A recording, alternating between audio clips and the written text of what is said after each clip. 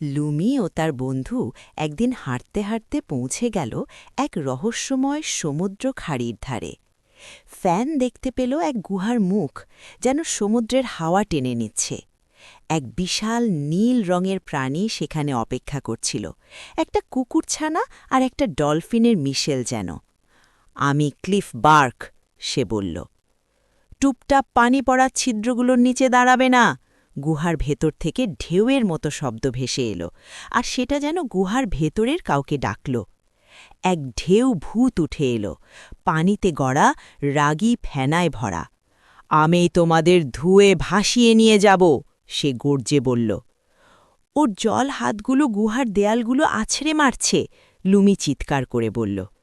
শুকনো পাথরগুলো বেয়ে ওঠো। তারা শুকনো উঁচু পাথরে উঠে গেল। টিপটো এক খুদে বীরের মতো উঠে গেল। ক্লিফ বার্ক জোরে জোরে ঘেউ ঘেউ করে উঠল, WOOF। আর সেই শব্দে ঢিলা পাথর কেঁপে উঠল। পাথরটা খসে পড়ে পানির পথটা আটকে দিল। ঢেউ ভূত পাথরের দেয়ালে ধাক্কা খেয়ে আছড়ে পড়ল, আর ছিটকে পড়া জলকণায় ভেঙে গেল। তারা গুহা থেকে পালিয়ে বেরিয়ে এলো, বেরোনোর পথ ধরে খাঁড়ির চূড়ায় পৌঁছে গেল।